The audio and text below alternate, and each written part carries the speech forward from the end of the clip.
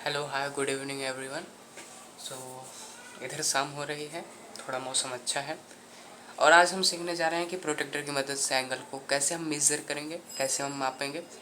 तो जैसे तुम्हारे सामने ये एंगल बना हुआ ठीक है, और तुम्हें पता है एंगल तो यहीं बनेगा ना, ये कोने पे ही एंगल बनता है। अब जैसे तुमने पिछले वीडियो में देखा था, ये जहाँ पर ये दोनों पॉइंट, यहाँ पर जो पॉइंट बनता है इस चांदा के इस वाले डैश के ऊपर होना चाहिए और बाकी की लाइन पेंसिल को कवर करनी चाहिए। तो मैंने यह पॉइंट, ये जो डैश है ये बी के ऊपर रख दिया, बी के ऊपर जो पॉइंट है ये वाला यहाँ पर रखा, इस वाले डैश को यहाँ पर ये देखो।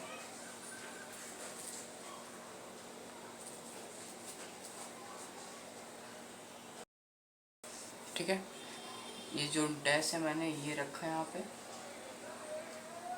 और डैश के सामने की पूरी लाइन पेंसिल वाली लाइन को कवर करनी चाहिए। ये कवर कर दी, ठीक है। ये देखो पेंसिल वाली लाइन इस वाली लाइन को कवर कर दी हल्का सा नीचे, बस।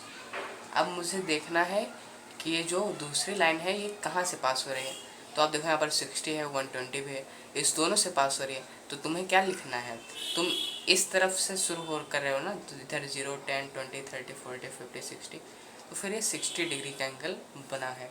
तो यहाँ पर आप सीधे से लिख दो ऐसे करके 60 डिग्री। यहाँ पर आप लिख सकते हो angle ABC equals to 60 degree. इसे डिग्री बोलते हैं, क्या बोलते हैं, हिंदी में अंश बोलते हैं, इंग्लिश में इसे डिग्री बोलते हैं। एंगल को नापने के लिए इसी का उपयोग करते हैं, डिग्री, ध्यान रखिएगा। जो दूसरा क्वेश्चन है ये थोड़ा टेढ़ा देखो बना है, ऐसे तुम्हारी बुक में भी है, तो हम टेढ़ा करेंगे। ठीक है, पहले इसका एक नाम लिख दे रहे हैं यहाँ पर PQR। तो सबसे पहले अपना प्रोटेक्टर उठाओ, चांदा उठाओ, इसका जो डैश है, डैश यहाँ पर जो डैश बना है, यहाँ पर जो डैश बना है, इस डैश को इस पॉइंट पर रखो जहाँ पर दोनों लाइन मिल रही है। ठीक है, मैंने उस पॉइंट पे रख दिया और बाकी की जो तुम्हारी ब्लैक लाइन है चांदा के ऊपर, पेंसिल वाली लाइन को ढक लेनी चाहिए। तो मैं वही कर रहा हूँ, ढक ले। अब तुम्हें देखना है कि ये जो दूसरी लाइन है कहाँ से पास हो रही है। तो अगर आप देखोगे तो 60 और 70 के बीच से पास हो रही है, और ऊपर देखोगे तो 60 और 70 के बीचों बीच।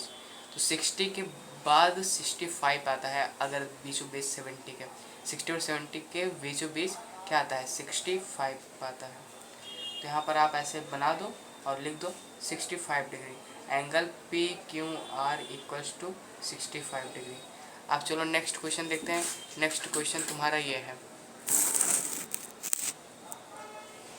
अब इसको कैसे देखेंगे, तुम अपना ये उठाओ प्रोटेक्टर, चांदा, ये जो क्यों है, क्यों, ये दोनों लाइन जहाँ पर मिल रही है ये पॉइंट, ठीक, ये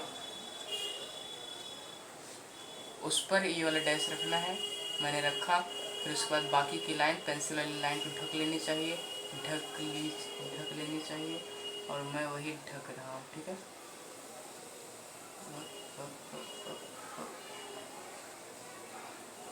ढक ली।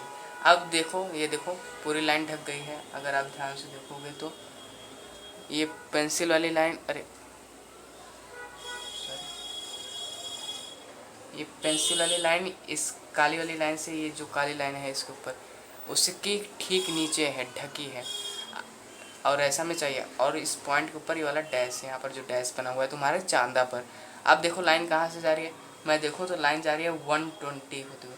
नीचे वाला देखना है, ऊपर 60 लिखा है लेकिन नीचे 120 है, 120 होते हुए जा रहा है। तो ये 120 डिग्री तुम्हारा हो गया। आप ऐसे लिख दो PQR इक्वल्स टू 120 डिग्री। ठीक है, कोई भी एंगल हो, जैसे एक मैं अपने आप से बनाकर तुम्हें दिखा रहा हूँ। ठीक है, जैसे मैंने एक लाइन खींची और मैंने रैंडमली अपने मन से कोई एक ऐसी लाइन खींच ली, सीधी नहीं है, मैं इसको सीधी कर दे रहा हूँ। ठीक है, मेरी लाइन सीधी हो गई। अब देखो ध्यान से, इस वाले डैश को मैं इस वाले पॉइंट पे रखूँगा, ये जो डैश इधर बना हुआ है ये मैं इस वाले पॉइंट पे रखूँगा जहाँ दोनों लाइन मिल रही है। तो मैंने ये रखा, और बाकी की लाइन जो तुम्हारे चांदा के ऊपर सबसे नीचे वाली लाइन है उससे मेल खानी चाहिए, उससे सबसे नीचे रखना चाहिए। फिर मुझे दूसरी लाइन देखना है कहाँ जा रही है। तो ये 50 से ज़्यादा है और 60 से कम है। तो 50 से ज़्यादा कहाँ तक है इसे मुझे ऊपर से पता लगेगा। तो 50 के बाद है 51, 52, 53। अगर आप देखोगे तो 53 के पास है। 53 साल का ज़्यादा है लेकिन मैं 53 मान ले रहा हूँ। तो ये तुम्हारी 53 हो गई। कुछ इस तरह से तुम्हें करना है। तो तुम्हारे बुक में जो है अब आप कर सकते हो। देखो, ट्राई करो, ना है तो बताना। All the best.